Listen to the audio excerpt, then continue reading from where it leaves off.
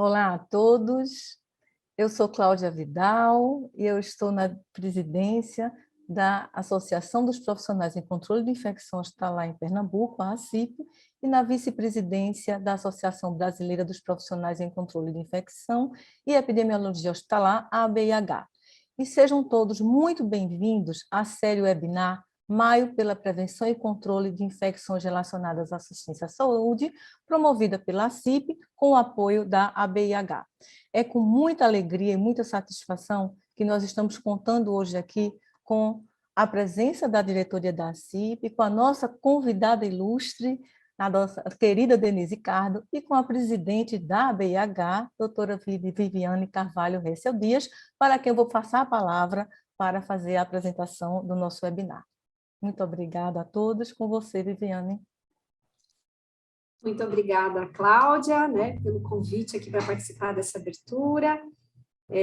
Estou, como infectologista aí à frente dessa gestão da ABH, em uma ótima companhia, Cláudia, minha vice-presidente, toda a diretoria, e a gente tem realmente trabalhado bastante para trazer toda a informação, toda a comunicação para todo o público aí que trabalha com essa área de controle de infecção hospitalar, trazendo conhecimento, fazendo todos esses movimentos, especialmente agora em maio, comemoramos aí o Dia Nacional do Controle de Infecção, que foi dia 15 de maio, e também 5 de maio que tivemos o Dia Mundial de Higiene de Mãos, e para nós é uma satisfação poder contar aí com a doutora Denise Cardo, no nosso webinar, e toda a equipe da CIP pelo empenho, de fazer esse movimento acontecer. Então, agradecer a Cláudia, agradecer toda a diretoria da CIP, parabenizar pelo evento e desejar a todos aí uma excelente webinar, e devolvo a palavra para a Cláudia e fazer as apresentações da doutora Denise.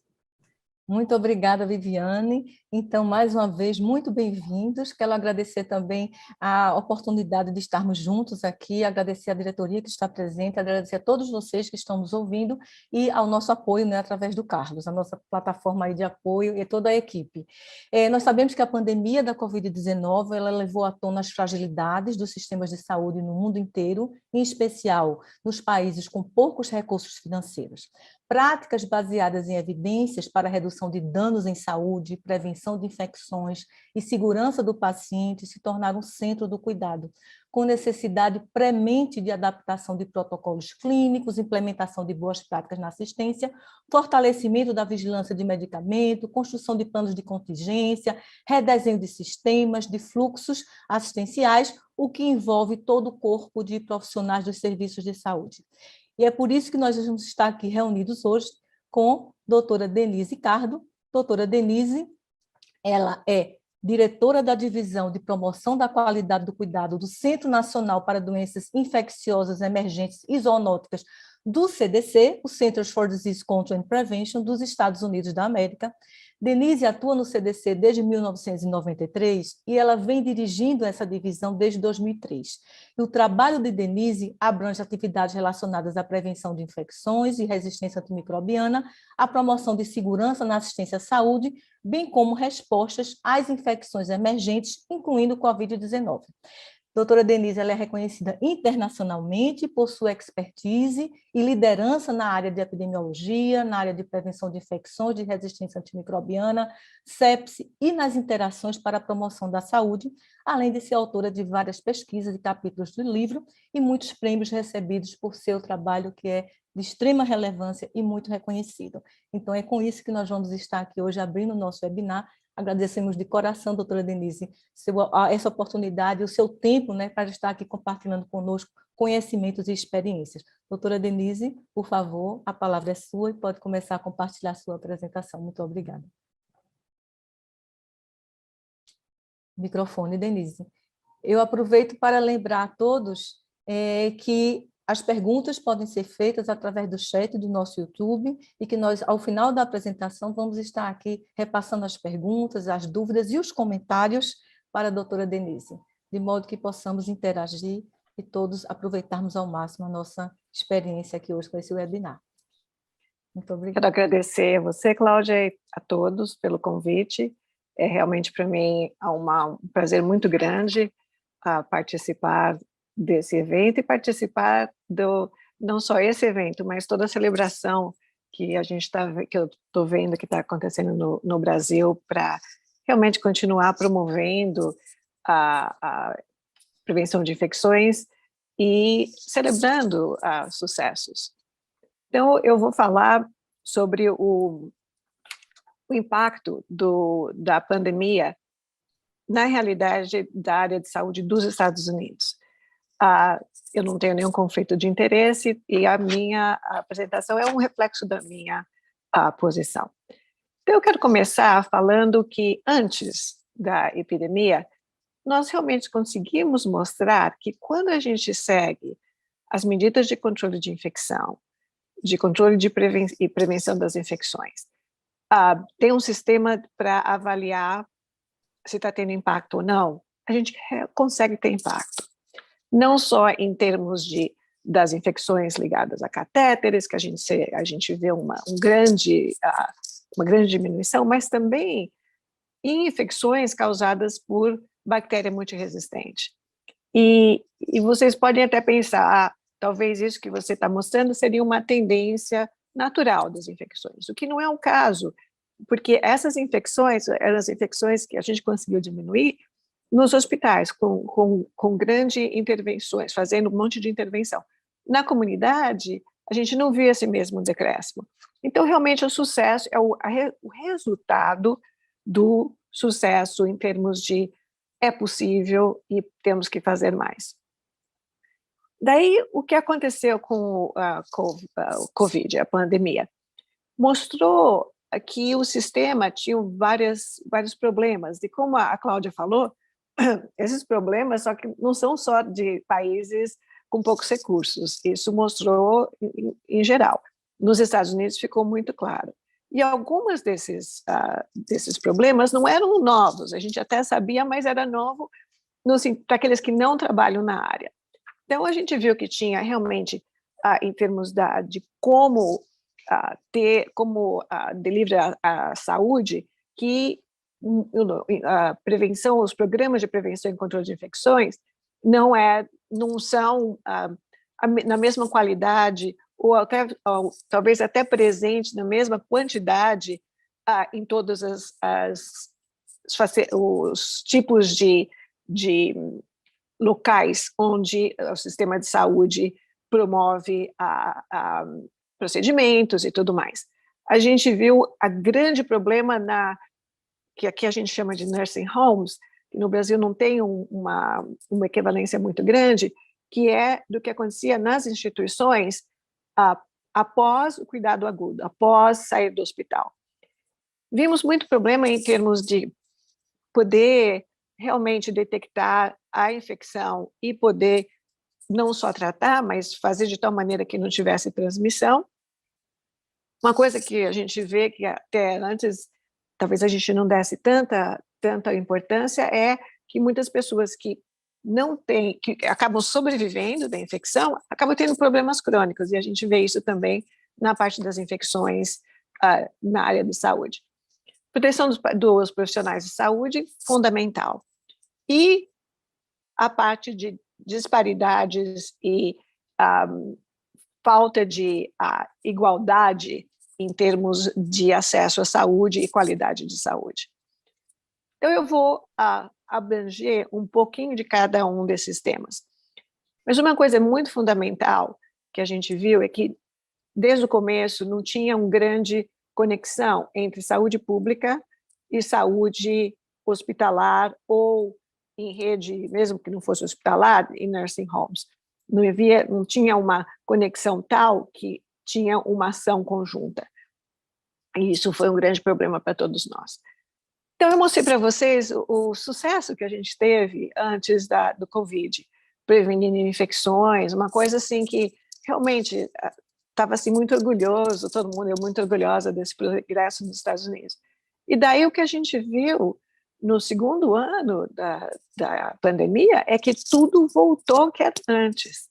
Então, aqui é só um artigo, a gente tem mais dados sendo apresentados, mas um artigo que foi publicado no IT, mostrando que para a infecção ligada a catéter central infecção ligada a catéter urinário, todos aumentaram. E aumentaram de uma maneira semelhante ao que tinha antes da gente conseguir ter essas prevenções. Então, apesar de que a gente sabe que pacientes ficaram mais tempo em UTI, que os pacientes tinham outros problemas, incluindo a infecção pelo Covid, não foi só isso, foi que a estrutura de saúde realmente desabou. E ficou muito difícil de continuar tendo os programas de controle que a gente sabe que funcionam. Então, eu sempre falo que um problema num local vira um problema em todos os locais. E isso a gente usava antes até para falar de resistência antimicrobiana, porque estamos todos conectados. Então, como aqui do lado esquerdo, vocês veem o mapa com todas as conexões de voos, e do lado direito, você vê que é um sistema de saúde conectado também com a sociedade, conectado com tudo que acontece ao redor. E tudo isso acaba tendo um impacto muito grande no que a gente faz. Uma outra coisa importante é que no sistema de saúde, a gente vê que, especialmente os hospitais, ou mesmo depois, no caso dos Estados Unidos, os nursing homes, não só são um foco, como pode amplificar a transmissão das infecções emergentes. E isso é uma coisa que está sendo mais reconhecida agora, e é uma grande oportunidade para a gente até realmente continuar tendo mais programas e mais focos nos programas de controle de infecção. E a gente... Licença, Oi. Você pode abrir a sua câmera do computador, por favor? Não abri? Caso contrário, não tem problema. Podemos seguir. Você não está dando para ver? Não está dando para ver os slides, Cláudia? Não, os slides estamos. É só a sua imagem, mas pode colocar os slides na apresentação como estava, no modo apresentação. Tá, porque eu não sei fazer as duas coisas. Tá bom. Tá ótimo, querida, tá ótimo. Muito obrigada. Então, deixa eu passar. Enfim, a gente, indo na parte do controle de infecção, a gente vê que, como eu disse antes, não é só ter o programa de controle de infecção, não é só ter os profissionais do controle de infecção, é ter com que as pessoas sigam as medidas. E a gente viu que é necessário a integração das medidas de controle em tudo que é feito na área de saúde. Não pode ser uma coisa de pensar após, tem que ser integrado, ao mesmo tempo que a pessoa pensa que vai usar o médico pensa, a enfermeira pensa que vai usar o estetoscópio para auscultar o coração, tem que pensar em tudo ligado ao controle de infecção, em tudo que faz. Outra coisa que a gente viu, da importância de comunicação todo momento, porque as recomendações mudavam, porque a cada mais a gente aprendia da doença, a gente acabava mudando. E a gente viu que não existe o que eu falo de one size fits all, uma maneira única de implementar. As medidas eram muito semelhantes de controle que a gente recomendou. Entretanto, variava dependendo da instituição.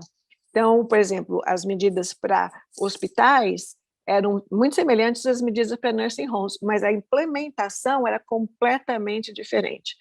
E isso é uma coisa que a gente realmente está aprendendo, que cada vez mais você tem que ter os mesmos princípios, a mesma expectativa, mas como fazer tem que ser realmente bem direcionado ao tipo de instituição que você está trabalhando.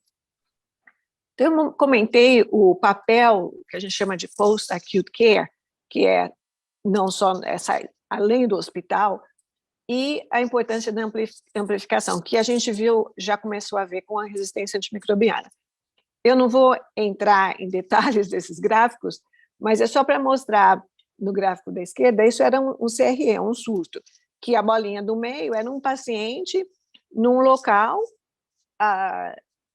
que acabou os outros pacientes acabaram sendo mudados para outros hospitais e nursing homes, e eles eram colonizados, eles não tinham infecção. E daí foi um surto de CRE muito grande. E aqui a gente vê também o problema, quando você olha as bolinhas verdes, são o que eu chamo as nursing homes. Os hospitais são os amarelinhos, então você vê a distribuição de paciente, que é uma coisa já era uma coisa muito difícil para nós. E daí, logo no começo do Covid, foi o que a gente viu, foi logo no começo, isso foi em março, a transmissão de casos para vários pacientes nos nursing homes. E a gente vê que você vai ver que aqui o que eu chamo de residente não é o residente que a gente fala residente de medicina, residente é o que mora, é o paciente da nursing home, que aqui é chamado de residente. E a gente viu que era uma coisa de, o que estava acontecendo? Vários pacientes de alto risco, o controle de infecção não era adequado, em muitos desses locais não existia um programa para realmente facilitar isso, e a colonização sendo um problema. Nesse caso, foi quando a gente descobriu que o COVID era transmitido mesmo sem sintomas. Então, mudou a nossa maneira de pensar em como realmente controlar a parte de transmissão. E com a transmissão nas nursing homes, começou também a ter mais na comunidade. Então, é aquilo que eu falei, amplifica, ou amplia, e depois acaba tendo mais impacto de volta. Outra coisa que a gente viu, eu pus esses dados, não precisa prestar atenção no valor em si, é mais para exemplificar que nossa maneira, até então, de mostrar os dados era mostrar uma tendência, mostrar como que estava acontecendo em termos de casos e de mortes, e a gente viu que isso não era suficiente para as pessoas poderem realmente atuar no controle de infecção. A gente tinha que ter dados não só a nível do estado, mas dados a nível da cidade ou da região daquela pessoa. E não só mostrando o que estava acontecendo, mas mostrando se está aumentando, diminuindo, e em relação a tudo mais, porque é tudo interrelacionado. E se a gente não chegasse nesse nível, era realmente difícil das pessoas poderem fazer o que precisavam. Esse slide é só para mostrar que uma coisa nova que nós começamos a fazer, a gente antes fazia o que a gente chama de TAP, Target Assessment for Prevention, que era um questionário que a gente visitava, ou o pessoal do estado visitava os hospitais ou as nursing homes para ver se estavam seguindo as medidas de controle de infecção. E nós vimos que não tinha como a gente ficar fazendo isso. Primeiro, que nem dava para ir, porque estava tendo transmissão. Segundo, porque era todo lugar. Então, a gente teve que adaptar e fazer isso por internet. E daí também adaptar e ter um vídeo, porque às vezes as pessoas nem sabiam o que eles deviam estar mostrando para a gente. Então, foi uma mudança total, e a gente começou a dar os dados de onde estava tendo transmissão, os locais que estavam tendo mais transmissão, e mandando o pessoal lá para ajudar, para ver se é porque eles não estão seguindo as medidas ou porque as medidas não são suficientes. Então, foi uma coisa muito dinâmica que mostrou para a gente não só como é difícil, mas como é possível, porque realmente mostrou a importância disso tudo. Isso também foi como a gente teve que mudar a maneira de mostrar os dados, que era não só em termos de como está sendo a tendência e tudo mais, mas também quantas eram as nursing homes ou os hospitais que tinham pelo menos um caso novo. E desse caso novo, se eles não tinham nada antes, já também era uma maneira da gente ser mais proativo e atuar. Então, a gente viu com isso tudo que para a gente ter realmente uma ação concreta para ter impacto no controle dessas infecções, a gente precisava de uma vigilância mais acurada, com resultados que o pessoal realmente tinha confiança, e mais timely, quer dizer, não podia demorar muito tempo, porque se demorasse muito tempo, a coisa já tinha, você perdia o controle da situação. Então, isso mostrou como que a gente tem que mudar para o futuro, em termos de prevenção das infecções de uma maneira geral. É mais dados automatizados, pegar muita coisa dos laboratórios, usando aqui a informação em dados eletrônicos, e também nós tivemos que começar a ver não só em termos das infecções e tudo mais, mas vendo se os hospitais e as nursing homes tinham a capacidade, se eles tinham os equipamentos de proteção e tudo mais, para continuar atuando. Uma outra coisa que a gente viu foi que a tradicional epidemiologia hospitalar ou da área de saúde não era suficiente. Então, nós realmente já tínhamos experts em modelagem na divisão, e isso ficou uma coisa muito importante para a gente não só atuar no que estava acontecendo, mas começar a prever o que podia acontecer e também testar algumas medidas de controle que a gente tinha que recomendar. E isso é uma coisa que agora nós estamos também incorporando no nosso programa de como ajudar a ver o que pode acontecer, se você implementar a medida ou não, e como você tem que adaptar essas coisas. Eu comentei que a detecção rápida era muito importante, e a gente vê que agora, mais e mais, nós vamos realmente ter que usar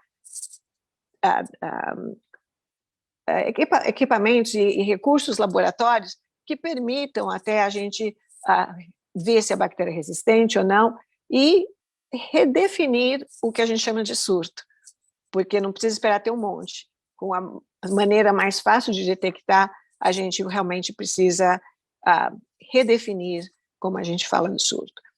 Então, o que a gente viu também na parte de controle de infecção? A gente viu das medidas, que muitas das coisas que a gente fala são coisas que aconteceram no passado, 3 metros. Por quê? Porque era 3 metros que era diferente a distância entre as camas. É assim que os micro-organismos funcionam? Não, eles não leram o livro, como que eles tinham que ser transmitidos. Então, a gente também está reavaliando os princípios de isolamento, os princípios de respiratório, é só de contato, aerosol, e sabendo que tem quase todas as infecções, é uma mistura disso. E como a gente vai adaptar e inovar para realmente poder não só prevenir transmissão, mas também proteger o profissional de saúde. Sempre tentando mudar o comportamento.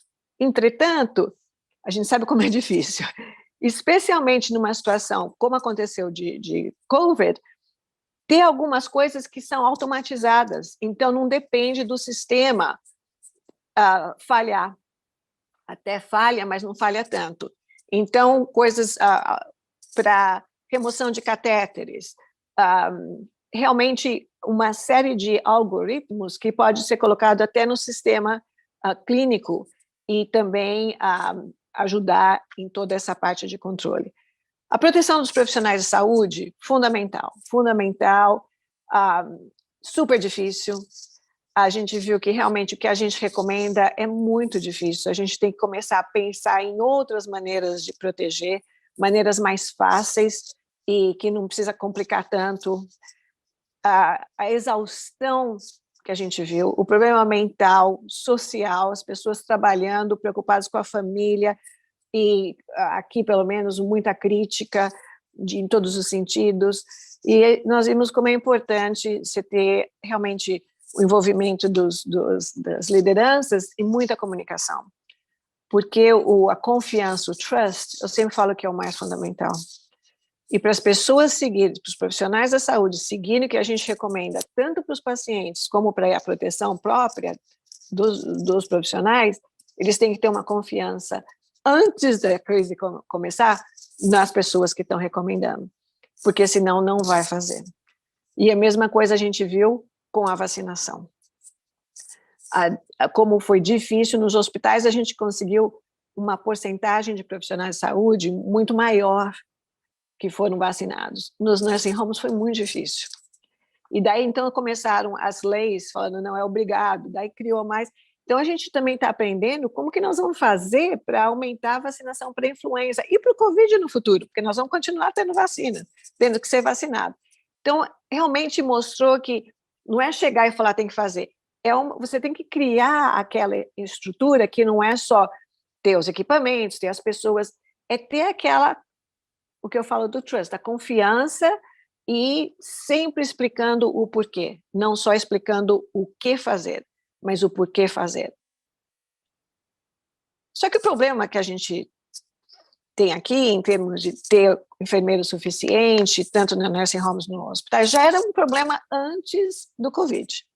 E com o Covid a coisa está terrível, está todo mundo desistindo, porque realmente é muito difícil e não tem muito retorno positivo. Então, nós começamos também a ver como treinar de uma maneira diferente. Ninguém tem tempo. Então, esses treinamentos que você tem que fazer um monte de coisa, não dá. E a gente tem que treinar não só médicos, enfermeiros, nós temos que treinar qualquer pessoa que lida com o paciente. Pessoal da limpeza, pessoal... Então, a gente está fazendo agora, chama Project First Line, que é como a gente treina as pessoas de uma maneira rápida, assim, que não é muito longo, né, o treinamento, que ele pode olhar no telefone, ou ela pode olhar no telefone, e para aquele procedimento que a pessoa faz. Mas o mais importante que eu acho disso é que o treinamento não é só do o que fazer, mas o porquê que você tem que fazer. Porque isso tem que ajudar as pessoas a adaptar quando não dá para fazer aquilo que a gente diz que eles têm que fazer. Então, isso é muito, muito importante. Eu comentei das disparidades raciais, sociais, em todos os sentidos. Ficou tão claro, já tinha antes, mas ficou tão claro com o COVID. E a gente, para ser sincera, isso também acontece há muito tempo com as infecções na área de saúde. Quando você vê infecções por resistência bacteriana, o estáfilo resistente à meticilina, pelo menos aqui, afeta mais a população negra. O clostrídio afeta mais o pessoal de hospital rural. Então, como que a gente vai começar a realmente não só mostrar que isso acontece, mas ter intervenções que vão realmente atuar para que isso não aconteça mais? A mesma coisa com os profissionais. Aqui a gente tem profissionais que falam da área de saúde, que falam um monte de língua diferente e tem costumes diferentes. Então, como que a gente também adapta isso para que as pessoas entendam e possam fazer? Mas não é só isso. Também, alguns locais, as pessoas não ganham o suficiente. Então, elas têm que ter... Então, a gente está vendo que não é só ter um checklist, não é só ter um treinamento, é realmente mudar a estrutura de saúde, e eu acho que isso é fundamental. A gente viu que a maneira que a gente fazia com a parte de que a gente chama de preparedness, era um monte de exercício, né, no papel, a gente faz isso, faz aquilo.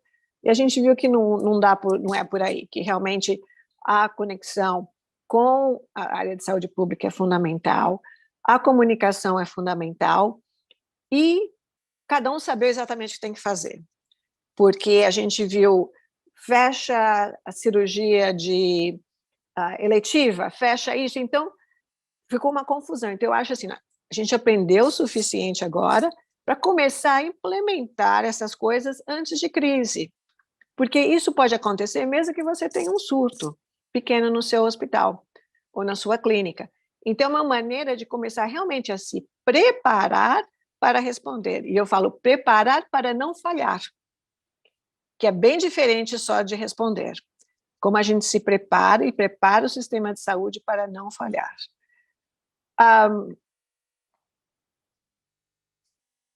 Nesse slide, eu pus mais para realmente falar de novo, como mostrou a importância e a fragilidade do nosso trabalho, dos programas que a gente implementa e do sistema de saúde em si.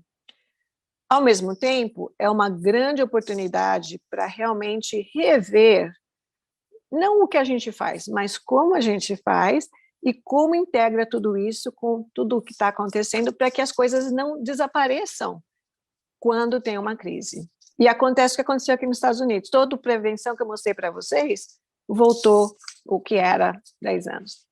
Esse foi uma perspectiva no New England que eu, junto com mais 3 colegas, escrevemos, e são um colega que trabalha comigo no CDC, o Arjun, e 2 que é do CMS, que é quem paga a saúde nos Estados Unidos.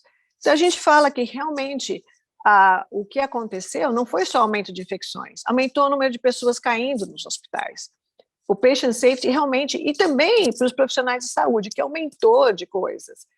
E como a gente tem que realmente trabalhar não só entre o programa de controle de infecção, mas com os líderes do sistema de saúde, com os líderes de saúde pública, e realmente ver como que a gente estrutura de uma maneira que tudo isso vira parte integral do que acontece na área de saúde.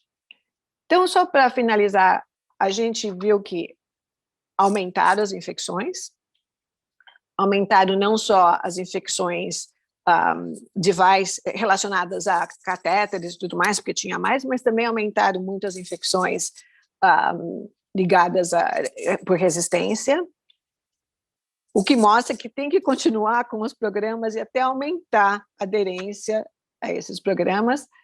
A gente viu que, em termos do uso de antibiótico, nos hospitais aumentou para alguns agentes, especialmente por causa do pessoal na UTI. Nós vimos que nas clínicas, especialmente em crianças, diminuiu, porque também acho que ninguém ia, mas aumentou a azitromicina de uma maneira muito grande, e sem necessidade. Então, a gente viu que, apesar de cair, no geral, a azitromicina aumentou e a maior parte não tinha necessidade. E nos nursing homes, vocês veem que eu estou falando bastante de nursing homes, mas é o que mostrou para nós que tem uma falha muito grande em termos de controle de infecção, e isso implica em tudo que está ao redor. Então, é o que eu falo para os hospitais. Vocês podem ter o melhor programa. Se vocês estão ao lado de locais que não têm, isso vai implicar no que acontece com vocês. E na nursing homes também aumentaram alguns usos de antibiótico. Então, a gente vê, eu comentei com vocês dos problemas, mas ao mesmo tempo dos problemas que a gente viu, os problemas não eram novos. Eles só ficaram mais visíveis, não só para nós, mas para a sociedade. Então, como que a gente vai indo para frente? O que a gente tem que realmente pensar indo para frente na parte de controle e prevenção das infecções na área de saúde? Aquilo que eu falei, e repito, tem que integrar as práticas e os programas, não só os programas, mas também as práticas, em todos os locais de saúde e para todos os procedimentos. A gente tem que ter não só um reforço do que fazer durante surto, mas ter sempre uma maneira de relembrar as pessoas o que eles têm que fazer para realmente prevenir as infecções. Muito importante dados, não só gerais, mas dados bem específicos que ajudam a saber aonde tem que trabalhar mais. Aquilo que eu falei, cada vez mais a gente vai ter instrumentos e estratégias para detecção rápida e mais cedo, com ação, para evitar que surtos, não estou falando só de Covid, não, eu estou falando de CRE, eu estou falando de tudo que a gente faz. Realmente aproveitar esse momento que está tendo tanta coisa. Inovação, fundamental, não dá para só continuar fazendo a mesma coisa que a gente fez até hoje. Tem que inovar, mas sempre entendendo o porquê. Comunicação e educação, muito importante, e realmente de uma maneira que seja efetiva, e que tenha compreensão do outro lado. Mas tudo isso não vai adiantar nada se a gente não tiver políticas. Políticas a nível da instituição, políticas a nível estadual, política a nível nacional, que realmente levam a... Eu sempre esqueço a palavra em português, accountabilidade, mas é assim, é mais até do que responsabilidade, é responsabilidade no resultado. Não é só responsabilidade de ter um programa, mas de todos os líderes realmente no resultado. E o commitment, mas eu falo mais é da paixão e da realmente estar totalmente envolvido para que essas coisas aconteçam. Então, eu sempre falo que a gente precisa de sistemas, precisa de inovação, precisa de dados, a gente já sabe muito como fazer, a gente só precisa tomar isso como uma oportunidade para realmente melhorar, e realmente, para nós mesmos, é uma maneira de desafio que continuar no morno não adianta, a gente tem que realmente esquentar e fazer a coisa acontecer, que a gente tem que pensar, pelo menos nos Estados Unidos, nossa mente na área de cuidados agudos, que são os hospitais, mas na parte total, porque o impacto é nas pessoas. E uma outra coisa que, infelizmente, a gente também aprendeu, é que os números ficam muito ok. Sim, 1 milhão de pessoas morrendo. E os números para controle para as infecções na área de saúde também altíssimos. Altíssimos. E a gente não pode mais se adaptar a isso. A gente tem que sempre lembrar de cada pessoa que teve esse impacto. E isso é motivação para cada vez mais fazer coisas que realmente fazem diferença nas pessoas.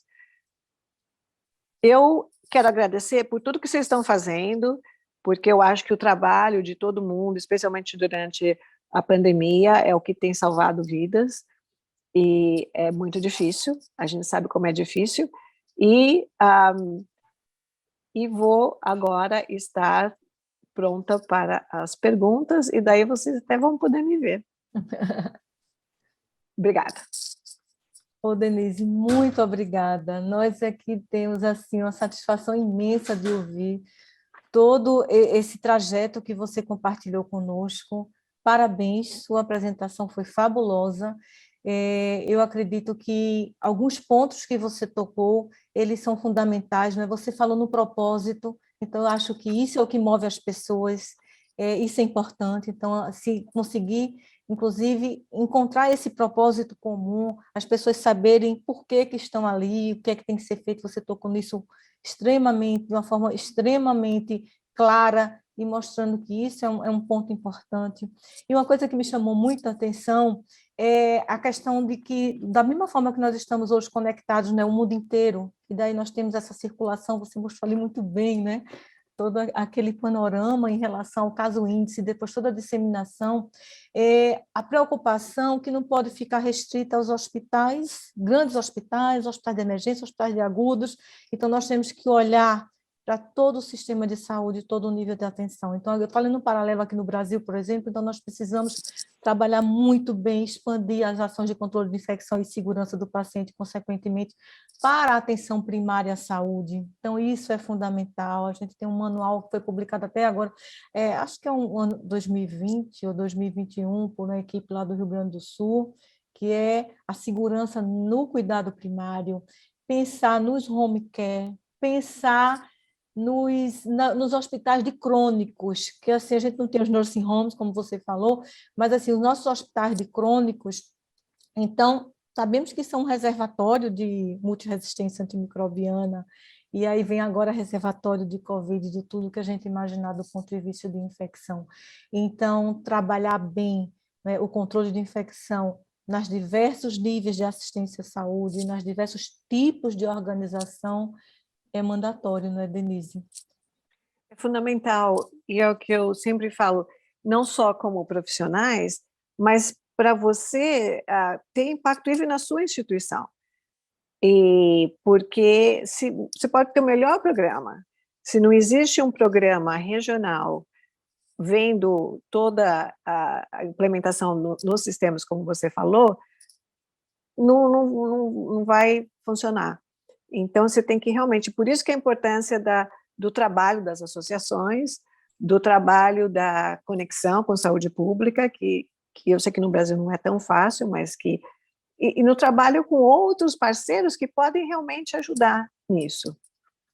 Isso, e nós tivemos uma grande experiência agora na pandemia, Viviane pode até falar sobre isso, que foi assim, nós juntamos esforços, né? Foi formado um grupo que se chama Colaborativa Covid-19 e que reúne nada mais, nada menos do que sociedades científicas, então, não só médicas, mas também das outras categorias da saúde, então a gente tem profissionais, tem enfermagem, tem farmacêuticos, então muitas especialidades médicas junto com representantes do Ministério da Saúde, com a saúde do trabalhador, com a Anvisa. Então, esse esforço conjunto no sentido de tentar atender a necessidade dos serviços, a necessidade da ponta, adaptar as regulamentações, adaptar as orientações para que a gente consiga ter respostas sem falhas. Então, assim, eu acho uma coisa fantástica também, né? É você se preparar, como você falou, para responder sem falhas. Sem Porque falha. para dar qualquer resposta, a gente pode até improvisar, mas não é esse o objetivo, né? E sempre estar preparado para melhorar, né? Para aprender e melhorar. Eu sempre falo, quando me falam qual que é a minha maior preocupação, e mesmo antes do Covid me perguntavam, eu dizia, a minha maior preocupação é o que a gente não conhece.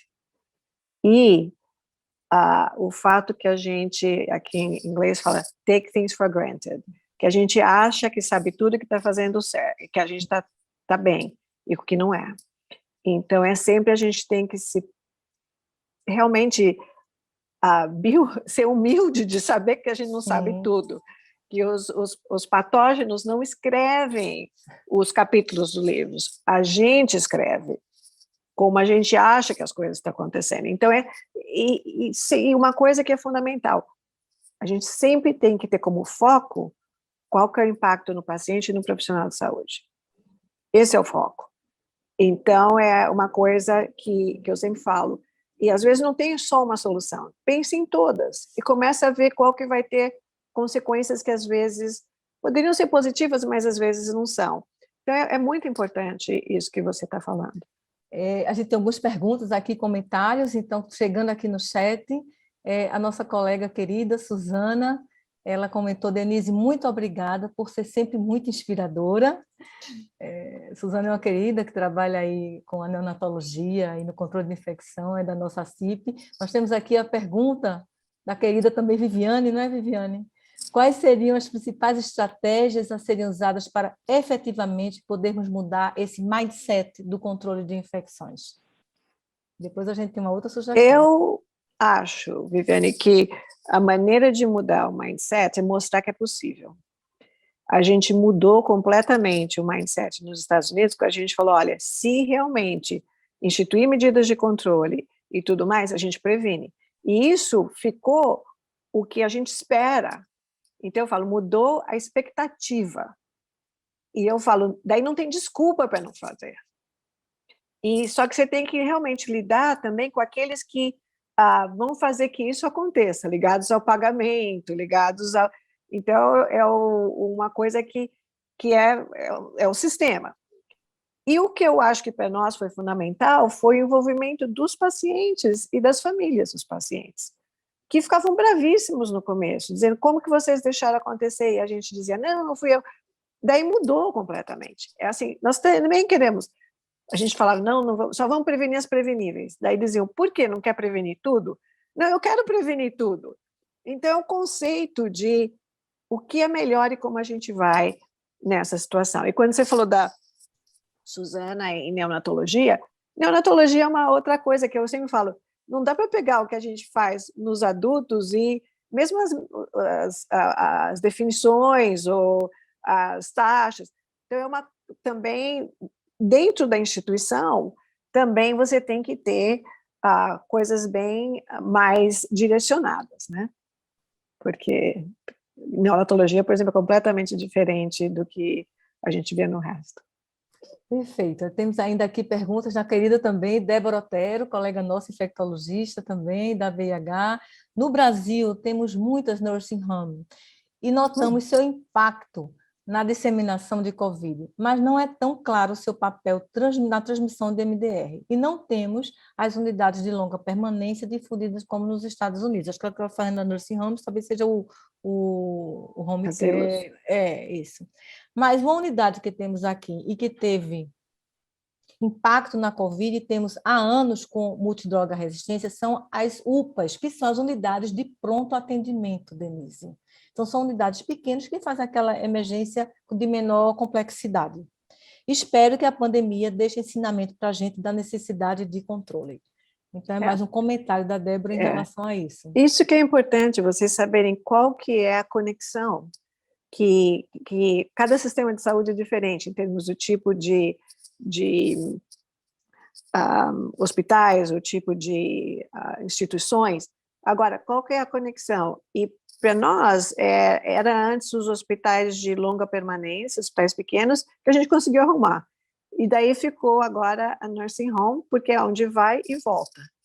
E a gente conseguiu mostrar a parte importante nos surtos, porque fazendo colonização, uns testes de colonização. Só que ninguém prestou atenção. Agora já todo mundo presta atenção e todo mundo está tentando ver como melhorar isso tudo. Débora também comenta que precisamos rever também as vias de transmissão e as medidas de precaução, precisamos rever principalmente a questão de renovação do ar, etc., né? A questão de infraestrutura, não é, Débora? E aí ela faz uma pergunta. Alguma previsão de mudança radical em precaução de gotícula versus aerosol? E sobre a renovação de ar, exaustão, filtro EPA? Eu acho que a gente não vai ter uma mudança radical, acho que uma mudança radical na maneira de pensar, porque a gente fala, não, isso é aerosol, não, isso é... E depende, se você está próximo, se você não está, se você está fazendo um procedimento, tem a maneira de pensar. Então, não vai ser tanto assim, ok, esse é assim, esse é assim. Vai ser um contínuo. Então, a gente vai ter que começar a adaptar isso não só ao patógeno, mas ao procedimento. Então, então é uma coisa que a gente mais e mais nós vamos ver. E também eu acho que em termos de proteção respiratória, para o profissional, eu acho que se a gente tivesse um N95 mais fácil, mais tolerável e tudo mais, era uma coisa que talvez valesse a pena usar mais frequentemente, porque daí você tem um risco bem menor. Então, porque a gente está falando dos conhecidos, e aqueles que estão tossindo e tudo mais, a gente nem sabe o que as pessoas têm. Então, eu acho que é um momento de rever, e não só de como criar as categorias, mas como pensar na melhor maneira de fazer isso tudo. E a mesma coisa em termos de trocas de ar, eu acho que a gente não tem dados o suficiente para falar 6, 10, é tudo junto, é um sistema, porque uma coisa depende da outra. Quando você pensa em exposição, você tem os vários níveis de exposições. Então, às vezes eu acho, quando eu vou no supermercado, no começo, quando eu ia no supermercado no começo, né? Mas daí você via o que acontecia, o que eles começaram a criar.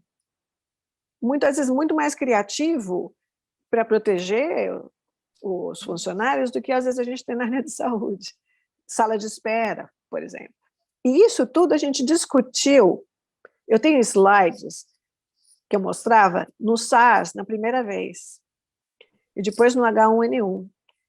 O que eu realmente espero é que dessa vez a gente realmente tome isso seriamente como uma motivação e um momento que as pessoas estão prestando atenção no que a gente faz, para realmente ir para frente. Porque vai mudar, daqui a pouco vai ser outra coisa e não vai ter esse momento.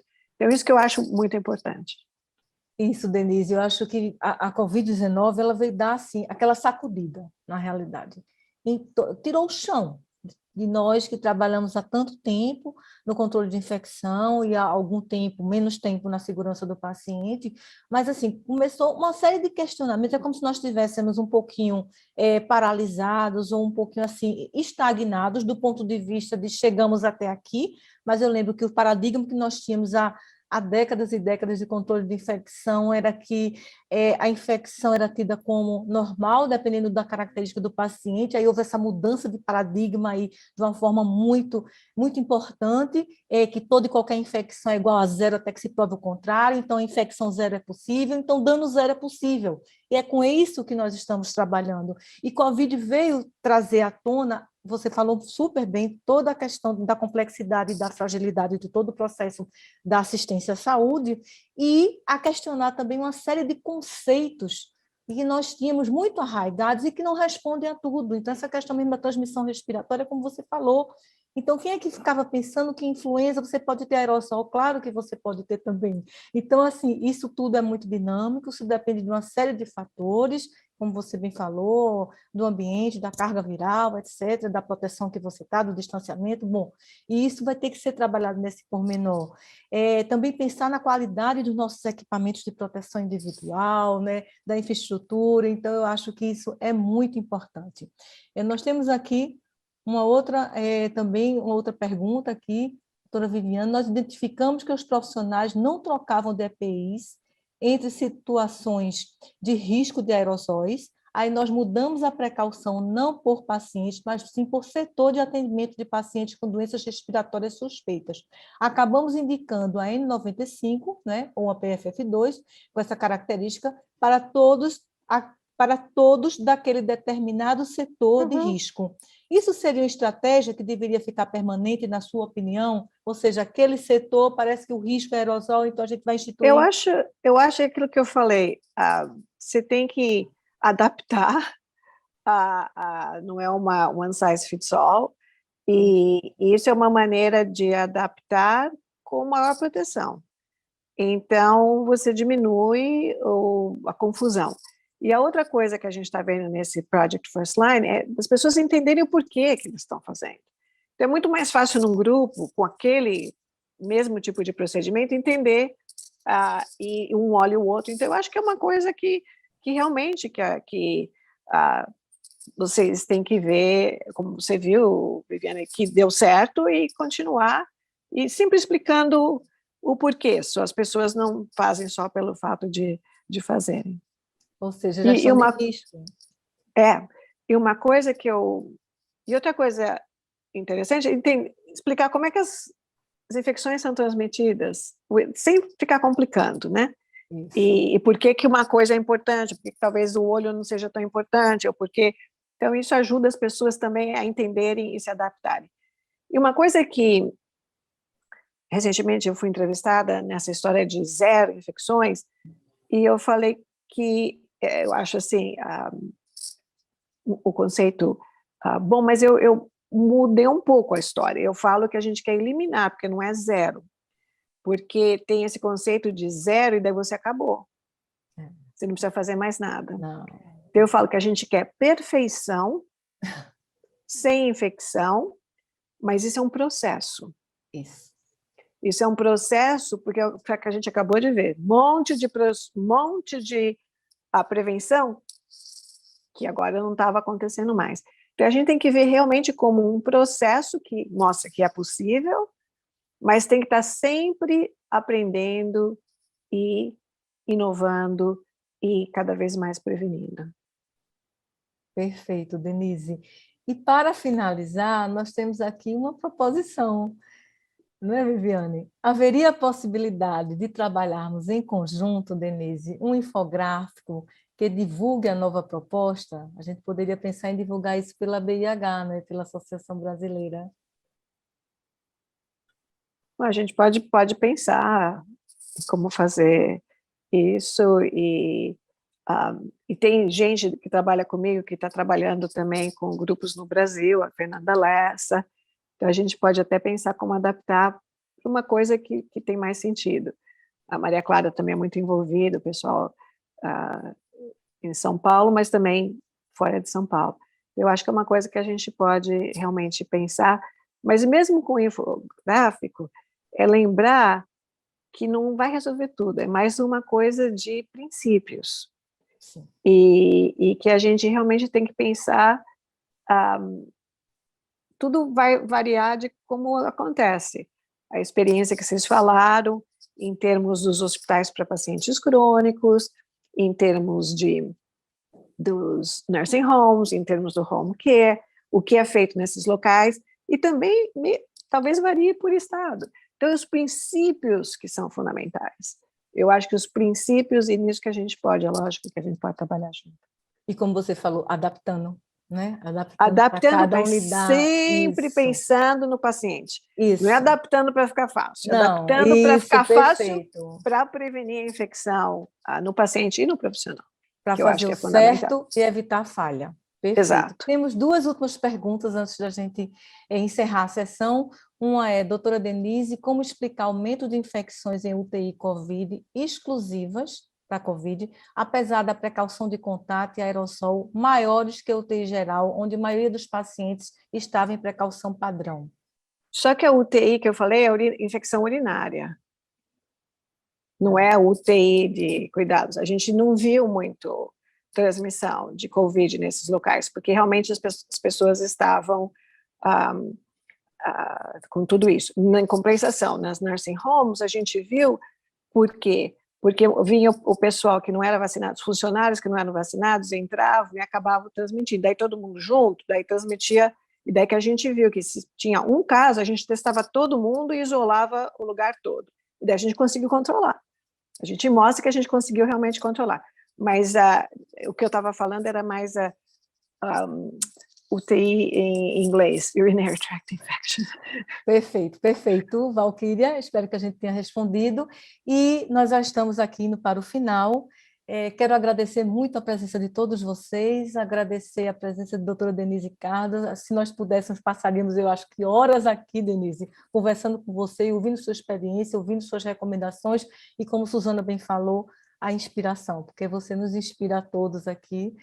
Agradecer a doutora Viviane, né, por todo o apoio da BIH, toda a equipe da CIP, a equipe de Carlos, que está aqui também nos apoiando, a todos que estão nos ouvindo. E eu queria, para finalizar, Denise, que você pudesse dizer alguma mensagem, passar uma mensagem, o que é que você gostaria que ficasse hoje aqui, dentro de cada um de nós, profissionais de saúde, para que possamos fazer a diferença, né, em nossos serviços e influenciar quem está ao nosso redor. Primeiro que a gente está fazendo uma diferença, e isso é fundamental. E a gente tem a possibilidade de fazer até mais diferença. E é isso que a gente tem que ter como desafio. O desafio é de realmente continuar fazendo a diferença e usar de tudo que a gente... E sempre ser humilde. Não acha que conhece tudo, não acha que sabe tudo, não sabe. Sempre pensar, será que não dá para ser melhor? Isso que eu falo que é muito importante. E eu sempre falo, eu não levo desculpa como uma motivação para não fazer. Eu tento entender a desculpa, mas aí eu tento ver como que a gente faz para... então não é porque aqui não tem recurso, aqui então se não tem recurso talvez não possa fazer o procedimento, ou tem que pensar como fazer de uma maneira, mas a gente tem que tomar muito cuidado, porque às vezes a gente mesmo, né, cria isso como proteção. Mas eu acho que o mais importante é a gente continuar com a paixão e a ciência para realmente continuar fazendo e tendo o impacto que vocês estão tendo e que sei que vão continuar tendo. Muito obrigada, Denise, e eu vou passar a palavra final para a doutora Viviane Dias, para a gente fazer o encerramento hoje da nossa sessão. Obrigada, Cláudia. Queria agradecer imensamente a presença da doutora Denise com a gente, né? Foi uma webinar excelente, vai ficar gravada, quem não conseguiu assistir, né, devido ao horário, às vezes da tarde, acho que vale a pena aí aproveitar e a gente vai manter a divulgação aí. E a proposta de a gente construir sementes, né, Denise? Essa coisa do infográfico é semente, né? Uhum. A gente precisa começar a pensar diferente e transmitir a ideia de uma outra forma para que a gente possa ir mudando de algum jeito, né, o mindset, né, da questão do controle de infecção, para a gente ver que é muito mais abrangente, é que a gente tem que olhar o foco do paciente e aquele foco que é possível, né, como você comentou. Então, agradecer muito pela sua inspiração. Eu acho que a gente, como controle de infecção, quem está nessa área, sempre vai ter bastante trabalho pela frente e sempre é um povo muito animado em fazer as coisas melhorarem, mudarem pelo paciente. Então, só agradecer a sua presença, agradecer a Cláudia pelo empenho, né, de trazer vários webinários, e essa aí em especial aí com a doutora Denise. Agradecer a todo o público que esteve conosco aqui ao vivo e agradecer aqueles que ainda vão assistir essa live. e que a gente leve para o nosso ambiente de trabalho essas novas propostas, né, as mudanças, as inovações, para a gente trazer cada vez mais prevenção, controle e eliminação das infecções. Isso. Mas por que não eliminação? Então, acho que é uma palavra que a gente deve realmente colocar no nosso dia a dia. Então, muito obrigada mais uma vez e uma ótima tarde a todos. Obrigada.